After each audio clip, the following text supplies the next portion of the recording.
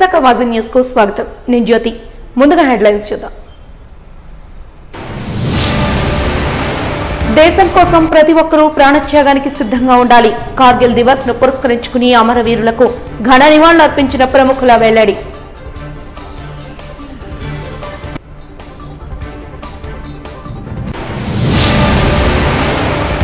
వారసత్వ సంపదలను పరిరక్షించుకునేందుకు ఉద్యమించటమే మార్గం.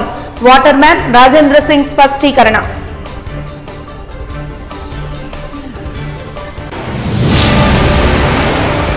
ఘనంగా సాగిన శ్రీ కరకచెట్టు పోలమాంబ ఆషాఢ సారె ఊరేగింపు. కోలాటాలు కోలాహలాల మధ్య మద్దిండి నుండి ఆలయానికి సాగిన ఊరేగింపు.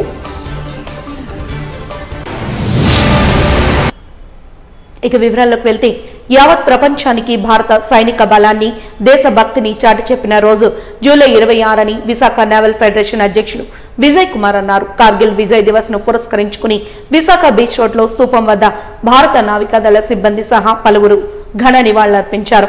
కార్గిల్ యుద్ధంలో భారత సైనికులు వెరవకుండా వెన్ను చూపిన సైనిక సత్తాకు సెల్యూట్ చేశారు. దేశ రక్షణకు తామంతా నిబద్ధులమై ఉంటామని హామీ ఇస్తూనే యుద్ధంలో అమరులైన వారందరికీ నివాళులర్పించారు. ఈ సందర్భంగా వారు మాట్లాడుతూ అమరుల కుటుంబాలకు అండగా ఉందామని ప్రతినబూనినట్లు తెలిపారు. సరిహద్దుల్లో ఎండనక వాననక కాపలా కాస్తూ భారత భూభాగాన్ని కంటికి రెప్పలా కాస్తున్న సైనికుల సేవలను కొనియాడారు.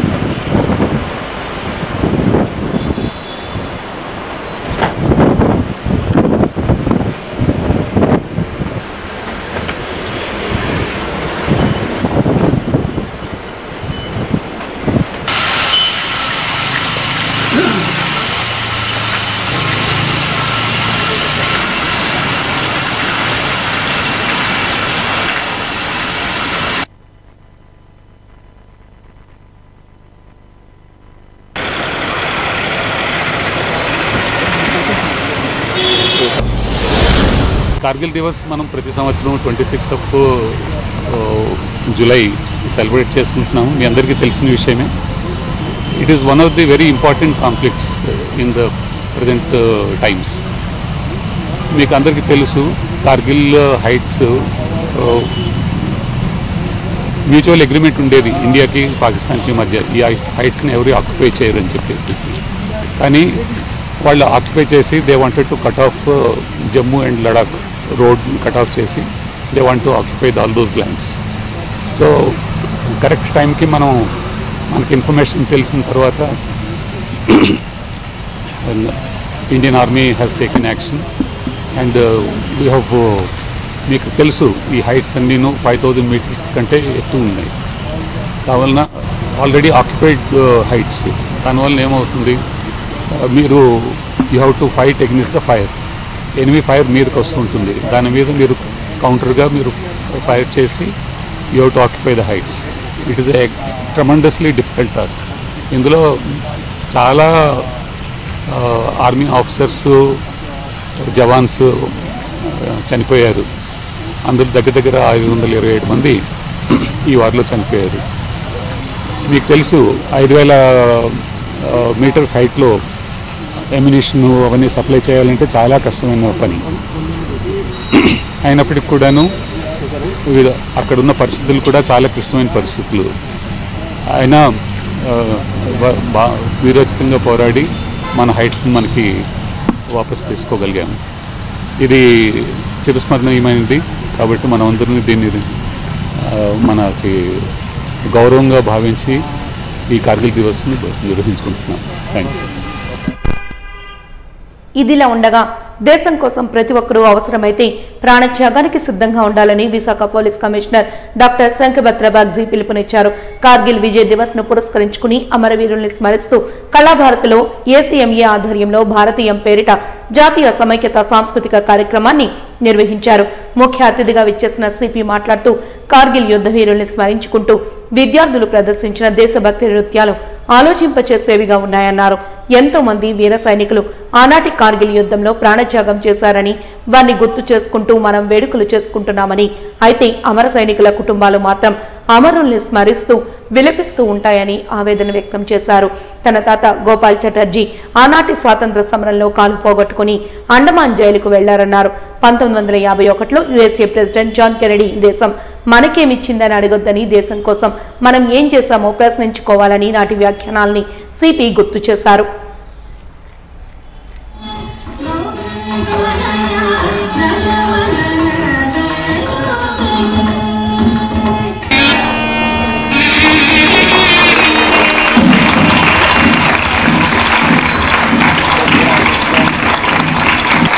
మేము ఎందుకు చేస్తున్నామో ఏంటన్నది ఇప్పుడు కార్గిల్ ఫైట్ చేసి ఏ విధంగా వాళ్ళు చేస్తున్నామని ఆయన మాకు థ్రోట్ ఇన్ఫెక్షన్ అన్న, but he will show something very much.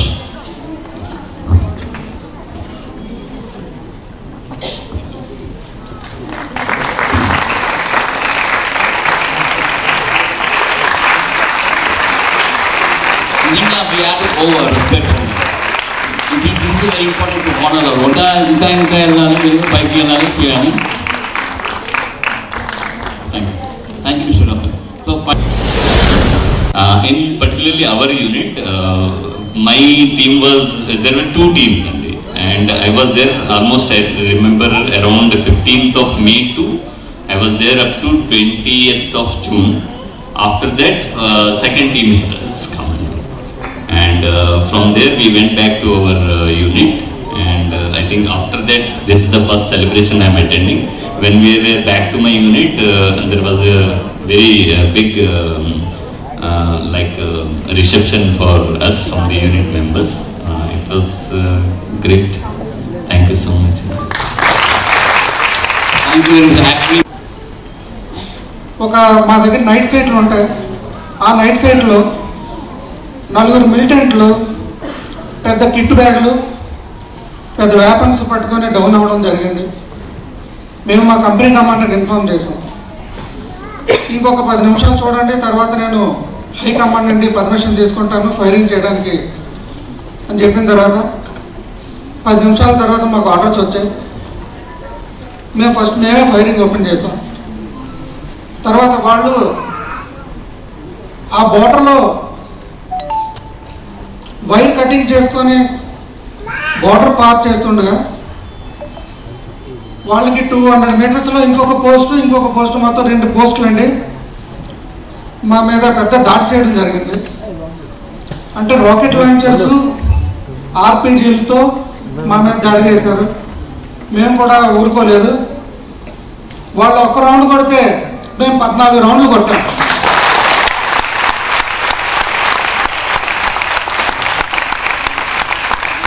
Pakistan కళ్ళతో చూస్తే మేము గోడ మీద కొడతాం.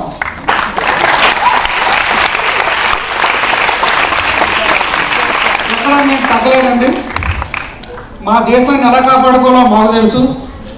మీరు మా దేశంలోకి రావాలంటే మీకు ఎలా మీరు ప్లాన్లు చేసుకుంటారో మా దేశ మీడియా స్నేహితులందరికీ అండ్ ముఖ్యంగా కార్గిల్ యుద్ధంలో పాల్గొన్న వీర సైనికులందరికీ మా నమస్కారాలు. ఈరోజు చక్కటి ప్రోగ్రామ్స్ మేము చూసాము. మంచి నృత్యాలు, గీతాలు, పాటలు. కానీ ఈరోజు ఒకవైపు మనం సెలబ్రేట్ చేసుకోవాలి, ఎందుకంటే కార్గిల్ యుద్ధంలో ఈరోజు మనం విజయం సాధించాము. మరోవైపు ఎంతోమంది వీర సైనికులు ప్రాణత్యాగం చేశారండి. ఆ ఫ్యామిలీ, ఆ కుటుంబ సభ్యులు ఈరోజు కూడా గుర్తు పెట్టుకుంటూ ఏడుస్తూ ఈరోజు కూడా బతుకుతున్నారు. వాళ్ళ త్యాగాలు కూడా మనం ఈరోజు గుర్తు పెట్టుకోవాలి. ఈరోజు మనం రాత్రిపూట హాయిగా నిద్రపోతున్నాం అంటే ఆర్మీ, నేవీ, ఎయిర్ ఫోర్స్ వీర సైనికులు సరిహద్దులో పగలు రాత్రి కాపాడుతున్నారని, అందుకే మాకు ఆ స్వర్ణావకాశం దొరికింది. 1961 అప్పుడు జాన్ ఎఫ్ కెనెడీ యుఎస్లో ఆయన ప్రెసిడెంట్, ఆయన ఆ రోజు చెప్పారండి, మనం ఎక్కడ ఉన్నా, స్కూల్లో ఉన్నా, కాలేజ్లో ఉన్నా, నా వయసు 15 ఉన్నా, 70 ఉన్నా, మనం వైజాగ్లో ఉన్నా, పుదుచ్చేరిలో ఉన్నా, ఎక్కడ ఉన్నా, మనం అందరం దేశభక్తి ఎలా ప్రదర్శించాలంటే మన దేశం కోసం ఏదో ఒకటి చేస్తూ ఉండాలి. ఆయన చెప్పినట్టు అవినీతిని ఎదిరించడానికి ముందుకు రావాలి. మన దేశం ఏం చేస్తే మన దేశం బాగుపడుతుంది అది ఆలోచించి ఆ విధంగా మన వంతు కృషి చేయాలి. అప్పుడు మనం నిజమైన దేశభక్తులమని మనం చెప్పొచ్చు. నా సొంత ఫ్యామిలీ హిస్టరీ చిన్నగా చెప్పబోతున్నాం. ఇప్పుడు నా అమ్మగారి మామ, ఆయన పేరండి గోపాల్ ఆచార్జీ. ఆయన స్వతంత్రత సమర యోధుడు. ఆయన్ని బ్రిటిష్ వాళ్ళు పట్టుకెళ్ళి అండమాన్ నికోబార్ ఐలాండ్లో పోర్ట్ బ్లేర్లో సెటిలర్ జైల్లో పెట్టారు. షరతులు లేని కొత్త వేతన ఒప్పందం వెంటనే అమలు చేయాలని united port and dock employees union నాయకులు డిమాండ్ చేశారు.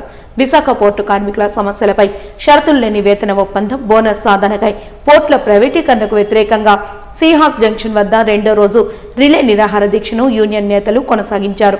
దీక్షలో భాగంగా వారు మాట్లాడుతూ పోర్టుల్లో టెక్నికల్, ఆపరేషనల్, మినిస్ట్రియల్ అన్ని ఎంట్రీ లెవెల్ పోస్టులను వెంటనే భర్తీ చేయాలని డిమాండ్ చేశారు. కాంట్రాక్ట్ ప్రాతిపదికన నియమించే నాటి మంత్రిత్వ శాఖ ఉత్తర్వులను రద్దు చేయాలని కోరారు. పీపీపీ పద్ధతిలో పోర్టు హాస్పిటల్స్ ను నడిపే అవుట్సోర్సింగ్ విధానాన్ని కూడా రద్దు చేయాలని డిమాండ్ చేశారు. మన హక్కులైనటువంటివి పూర్తిగా మన కష్టానికి తగినకి 1650 రూపాయల వరకు కూడా కనీస వేతనాల కన్నా అదొక వృత్తిలో ఉంటారు. 60 సంవత్సరాలకి దిగుతారు. కొత్త తరహా పనులు వచ్చినప్పుడు మాత్రమే కొత్త కార్మిక. రెండు భిన్నమైనటువంటి మంత్రిత్వ శాఖ రాజ్యాంగం వర్తించదా? భారత రాజ్యాంగంలో పొందుపరిచినట్టుగా కోర్టులు ఇచ్చిన ఇది కేవలం కార్మికుల మిగిలి భూములు లేబరేసి స్థలాలు అమ్మాయిని చూశారు. నిన్న ఈరోజు దేశవ్యాప్తంగా మేజర్ పోర్టుల అన్ని దగ్గరలో కూడా సిఐటి ఆధ్వర్యంలో నిరాదీక్షలు జరుగుతూ ఉన్నాయి.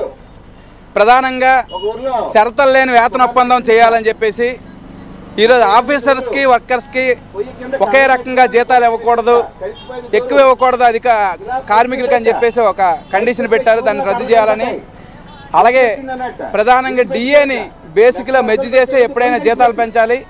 ఆ రకంగా డిఏని బేసిక్లో కలపకుండా ఈరోజు 4% ఫిట్మెంట్ ఇవ్వడం అనేది దుర్మార్గమైంది. విశాఖపట్నం పోర్టులో 386 కోట్ల లాభాల్లో ఉంది.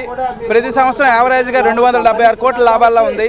అటువంటి లాభాల్లో వచ్చిన పోర్టుల్లో ఈరోజు కనీసం జీతాలు పెంచకపోవడం చాలా దుర్మార్గమైంది. అలాగే గత 3 ఏళ్లుగా ఈరోజు పిఎల్ఆర్ సంబంధించి బోనస్ సంబంధించి అగ్రిమెంట్ జరిగింది. అటువంటి అగ్రిమెంట్ని ఈరోజు అమలు చేయట్లేదు. ఓన్లీ క్యాబినెట్ సంబంధించి ఆమోదం లేదని చెప్పేసి ఈరోజు ఆపేశారు. కాబట్టి క్యాబినెట్ ఇప్పటికైనా ఆమోదం తెలపాలి. అలాగే ఇక్కడ క్యాజువల్ కార్మికులు, పూల్ కార్మికులు, కాంట్రాక్ట్ కార్మికులు లక్షల మంది ఉన్నారు పోర్టుల్లో. ఈరోజు విశాఖపట్నం పోర్టులో సుమారుగా 12,000 మంది ఉన్నారు. వీళ్ళందరికీ కనీసం 10,000, 12,000తో పనిచేస్తూ ఉన్నారు. కాబట్టి ఈరోజు కనీసం 10,000తో ఏ కుటుంబం అయినా నడవగలుగుతుందా? నడవడం సాధ్యం కాదని చెప్పేసి మనం చెప్పేది కాదు. ఇదే గవర్నమెంట్ వేసిన వేజ్ రివిజన్ కమిటీ చెప్తా ఉంది. కాబట్టి వేజ్ రివిజన్ కమిటీ చెప్పినట్లు కనీస వేతనం 36,000 ఉండేటట్లు అందరికీ ఫిక్స్ చేయాలి. కనీసం కాంట్రాక్ట్ కార్మికులకు 26,000 జీతం ఫిక్స్ చేయాలి. కాంట్రాక్ట్ కార్మికులైనా 6 నెలలు పనిచేసిన తర్వాత గతంలో ఏదైతే పర్మనెంట్ చేశారో ఆ రకంగా పర్మనెంట్ చేయాలి. నేషనల్ మానిటైజేషన్ పైప్ లైన్ కింద ఈ ఇక్కడ ఉండే బెర్తల్ని సుమారుగా 5 బెర్తల్ని ప్రైవేట్ పరం చేశారు. కాబట్టి మేము అడుగుతున్నాం, ఈరోజు పోర్టులు అదానిదే అంబానీదే కాదు, మోడీ తాత కాదు, ప్రజల యొక్క పన్నుల ద్వారా కట్టిన ఆస్తులు. ఈరోజు విశాఖపట్నం పోర్టు ఉంది కాబట్టి ఇంచుమించుగా 386 కోట్ల రూపాయలని ప్రభుత్వానికి పన్నులు కడుతుంది. జీవీఎంసీకి 55 కోట్లు పన్ను కడతా ఉంది. ఆ రకంగా ఈ ప్రాంతం అభివృద్ధికి ఉపయోగపడతా ఉంది. ఆ రకంగా ఈ ప్రాంత అభివృద్ధికి, దేశ అభివృద్ధికి ఉపయోగపడిన పోర్టులు ప్రైవేట్ పరం చేస్తే చూస్తూ ఊరుకునేది లేదు. అందుకని చెప్పేసి నిన్న ఈరోజు నిరాదీక్ష చేస్తున్నాం. ఇప్పటికైనా ప్రభుత్వం తలొగ్గి మా వేజ్ రివిజన్ చేయడం, బోనస్ ఇవ్వడం, అలాగే పోర్టులు ప్రైవేటీకరణ ఆపడం, నాన్ పర్మనెంట్ ఎంప్లాయీస్ అన్న పర్మనెంట్ చేయకపోతే భవిష్యత్తులో మిగతా ఫెడరేషన్లు, మిగతా కార్మిక సంఘాలు కలుపుకొని పెద్ద ఎత్తున ఉద్యమించవలసి వస్తుంది. అటువంటి పరిస్థితి మోడీ గారు తెచ్చుకోవద్దని చెప్పేసి హెచ్చరిక చేయడానికే ఈ నిరాదీక్ష అని చెప్పేసి తెలియజేస్తున్నాం. ఈ పోర్టులో ఉన్నటువంటి అనేకమైనటువంటి సమస్యలు, ముఖ్యంగా కేంద్ర ప్రభుత్వం వద్ద ఉన్నటువంటి వేజ్ రివిజన్ కమిటీ వేశారు. ఆ కమిటీ కూడా పీరియడ్కి ముందే ఒక కమిటీ వేశారు. కానీ ఇప్పటికీ 3 సంవత్సరాలు అయిపోయింది. ఈ వేటకు వచ్చి వాళ్ళు ఏ విధమైనటువంటి దాన్ని సెటిల్ చేసే ఉద్దేశం వాళ్ళకి కనిపించట్లేదు. అలాగే మాకు బోనస్కి సంబంధించి 30 నెలలు అయిపోయింది అగ్రిమెంట్ చేసి. ఆ అగ్రిమెంట్ చేసి 30 నెలలు అయిపోయినా ఈ వేటకు వచ్చి బ్యాలెన్స్ బోనస్ ఇవ్వట్లేదు.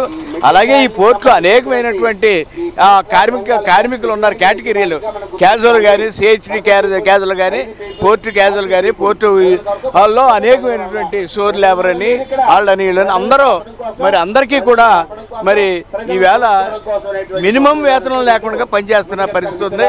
కాబట్టి వాళ్ళందరికీ న్యాయం చేయాలనేది, అలాగే ఈ గవర్నమెంట్ని తలవంచాలంటే ఈ పోర్టులో ఉన్నటువంటి అన్ని ట్రేడ్ యూనియన్ని కూడా కలుపుకుని వెళ్ళాలి.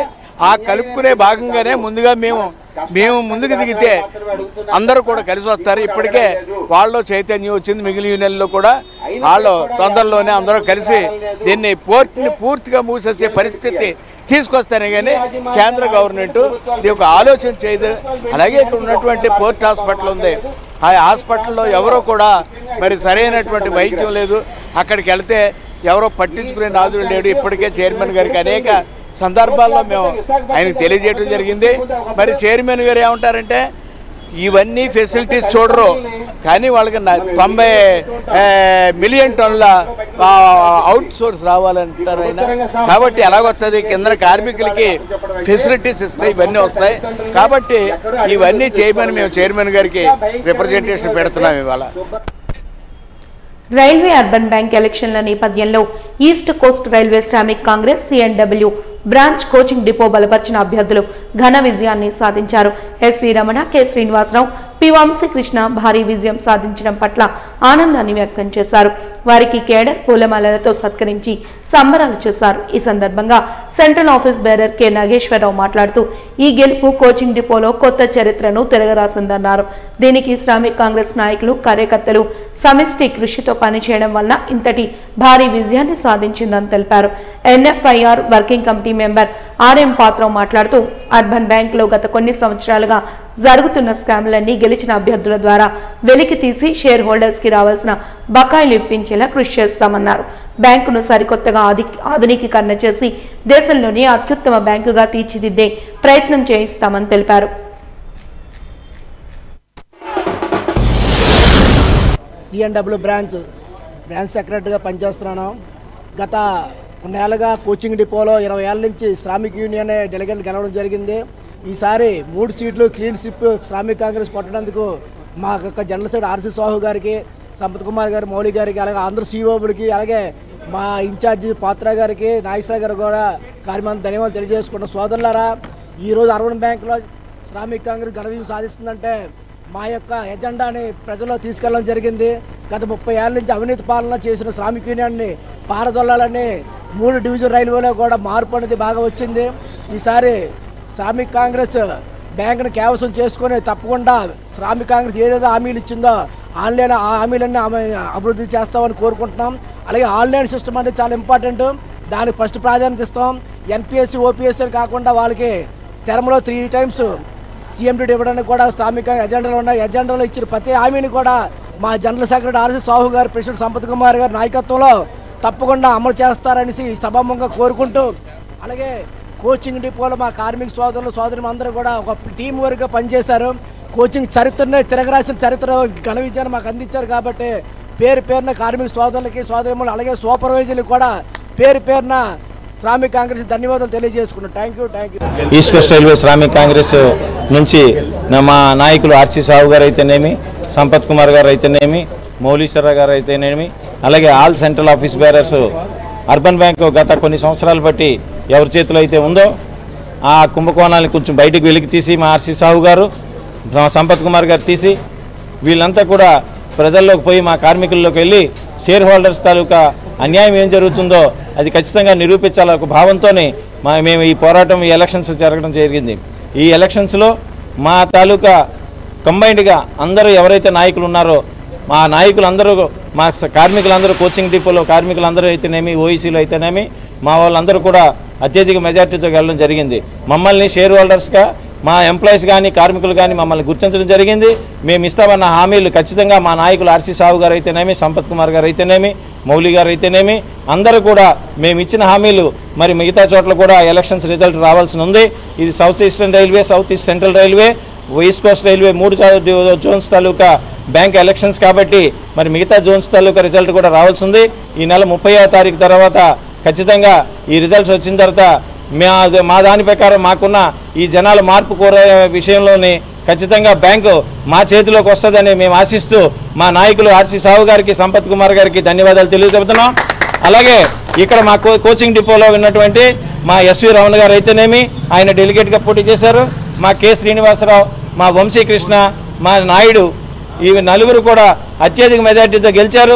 గెలిపించిన సోదరులు అందరికీ కూడా, షేర్ హోల్డర్స్, రైల్వే కార్మికులందరికీ కూడా నా ప్రత్యేక ధన్యవాదాలు తెలియజేస్తా ఉన్నా. మరి ఈనాటి అర్బన్ బ్యాంక్ ఎలక్షన్లో కార్మిక సోదరులందరికీ కూడా భారీ ఎత్తుగా ధన్యవాదాలు తెలియజేయాలి. ఎందుకంటే బ్యాంక్ని మా ఆర్సీ సాహు గారు జనరల్ సెక్రటరీ గారు, సంపత్ గారు ప్రెసిడెంట్ గారు, అలాగే డీసీ మౌలి గారు ఈ డివిజన్ని బాగా కార్మిక సోదరుల్లోకి డీప్గా తీసుకెళ్ళి మరి డెలిగేట్స్ని భారీ మెజార్టీతో సిఎన్డబ్ల్యూలో 4 సీట్లు గెలిపించడం, మరి అదేవిధంగా ఈ డివిజన్ అంతా కూడా 5 సీట్లు సిఎన్డబ్ల్యూకి వచ్చాయి, 8కి 5 రావడం, ప్లస్ అదేవిధంగా ఆల్ డిపార్ట్మెంట్లలో మరి భారీ మెజార్టీతో డెలిగేట్స్ గెలిచినట్టయితే రేపు బ్యాంకు డైరెక్టర్లు వచ్చి మరి కార్మికులకు ఏ విధంగా అయితే మాట ఇచ్చామో అదేవిధంగా మా నాయకులు చేయడానికి రెడీగా ఉన్నారు. కంప్యూటరైజ్ చేయాలని చెప్పేసి ప్రతి ఒక్కరు కూడా ఆశ, అది కంపల్సరిగా జరగాలి బ్యాంకులో. ఇప్పుడు సాంప్రదాయబద్ధంగా శ్రీ కరక చెట్టు పోలమాంబ అమ్మవారి ఆషాఢ సారెను పెదవాల్తెరు మధ్యవారి ఇంటి నుండి ఆలయానికి ఘనంగా ఊరేగింపుగా కోలాటాలు, బాణాసంచా భక్తుల సందడితో తీసుకెళ్లామని టీడీపీ నాయకులు భైరెడ్డి పోతన్రెడ్డి తెలిపారు. 14 గ్రామాల ఎలవేల్పు, కోరిన కోర్కెలు తీర్చే కొంగు బంగారు శ్రీ శ్రీ కరకచెట్టు పోలమాంబ అమ్మవారి ఆషాఢ సారె ఊరేగింపు ఘనంగా జరిగింది. ఈ సందర్భంగా పలువురు మాట్లాడుతూ 14 గ్రామాల ప్రజలు కోరిన కోర్కెలు తీర్చి కొంగు బంగారుగా అమ్మవారు విరాజిల్లుతున్నారని తెలిపారు. ప్రతి సంవత్సరం ఈ సంవత్సరం కూడా అమ్మవారి పుట్టినిల్లు మద్ది నుండి ఆషాఢం సారిని ఊరేగింపుగా తీసుకెళ్లి ఆలయం వద్ద నైవేద్యం పెట్టడం జరిగిందన్నారు. ఈ కార్యక్రమంలో అధిక సంఖ్యలో భక్తులు, స్థానిక ప్రజలు పాల్గొని తమ మొక్కులు చెల్లించుకున్నారు.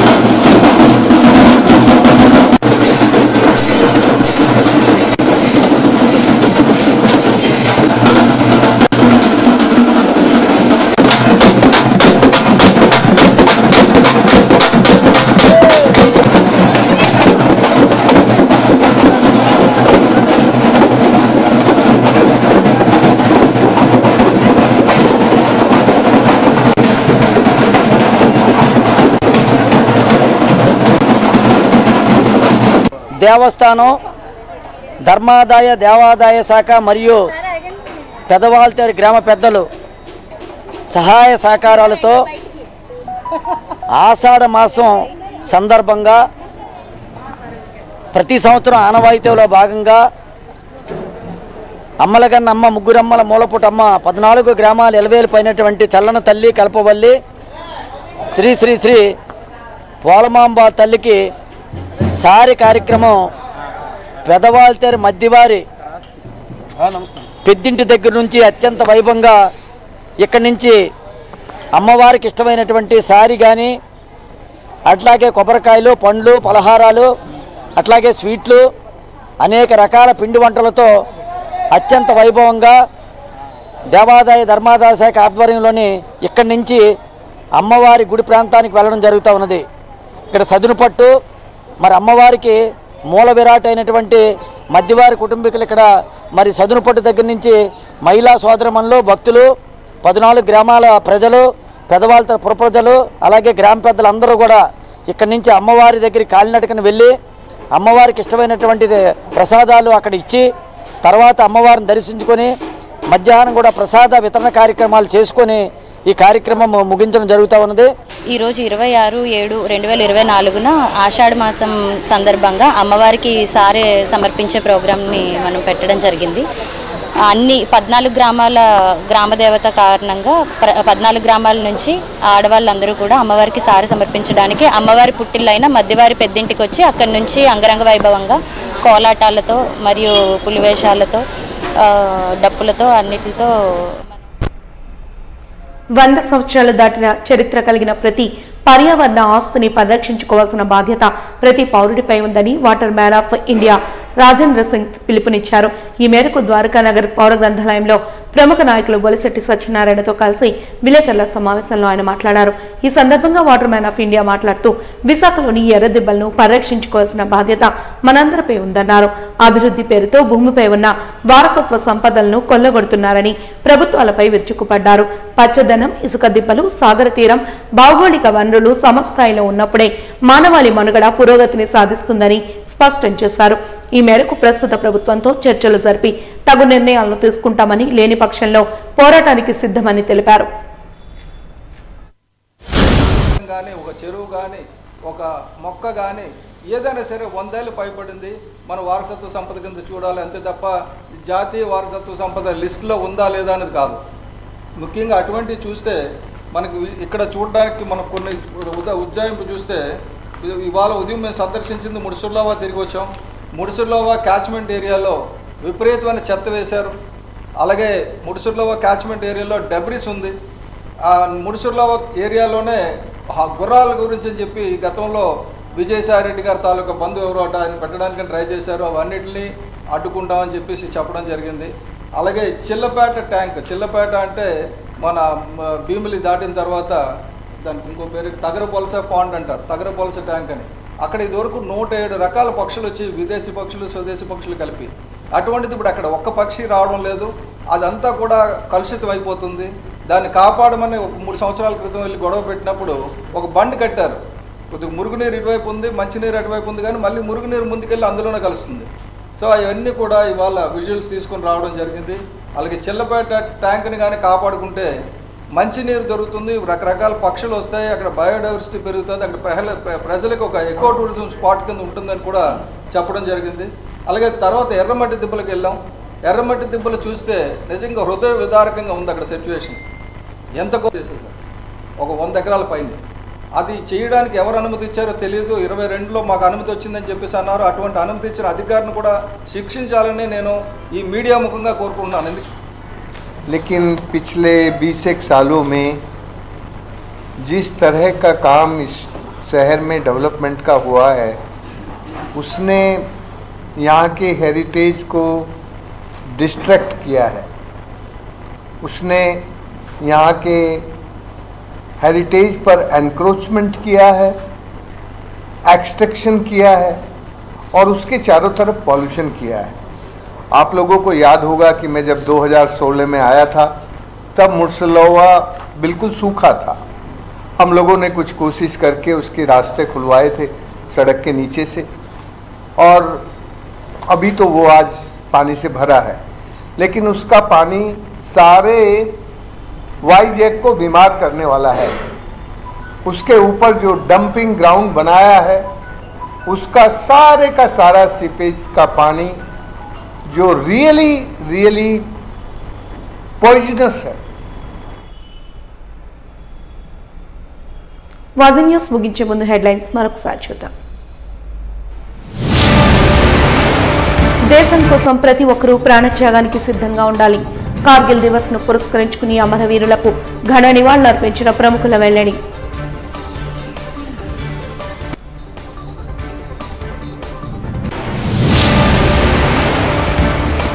వారసత్వ సంపదలను పరిరక్షించుకునేందుకు ఉద్యమించటమే మార్గం. Water man Rajendra Singh స్పష్టీకరణ.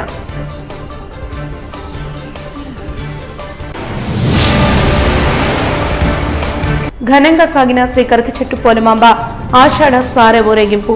కోలాటాలు కోలాహలాల మధ్య మద్దింటి నుండి ఆలయానికి సాగిన ఊరేగింపు. వాజీ న్యూస్ ఇంతటితో సమాప్తం. నమస్కారం.